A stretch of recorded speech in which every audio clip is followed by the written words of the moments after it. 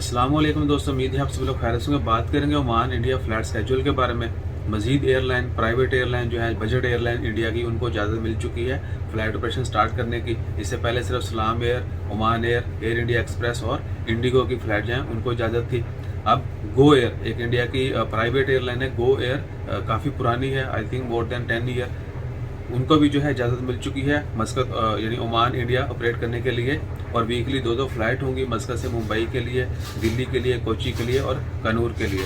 और flight schedule कुछ इस तरह से होगा कि मस्कत से मुंबई और दिल्ली के लिए जो फ़्लाइट है वो हर थर्सडे जुमेरात के दिन होंगी, जबकि कोची के लिए जो फ़्लाइट है वो जुमा और संडे यानी फ्राइडे एंड संडे होगी, जबकि कनूर के लिए जो फ़्लाइट है वो थर्सडे एंड सैटरडे जुमेरात और हफ्ते के दिन होगी। एक बार फिर रिपीट कर रहा हूँ, गो एयर की फ़्लाइट जो है आज 15 अक्टूबर से स्टार्ट हो जाएंगी मस्कत इंडिया के लिए, और मस्कत से मुंबई और दिल्ली के लिए फ़्लाइट एवरी थर्सडे, जबकि कोची के लिए फ़्लाइट जो है वो एवरी फ्राइडे एंड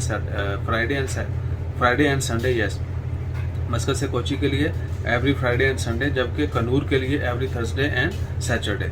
इससे पहले जो इंडिगो एयरलाइन है उनकी जो फ़्लाइट स्केड्यूल है वो कुछ इस तरह से है। दिल्ली के लिए है फ़्लाइट मस्कत से, लखनऊ के लिए, मुंबई के लिए, हैदराबाद के लिए, कोची और चेन्नई के लिए।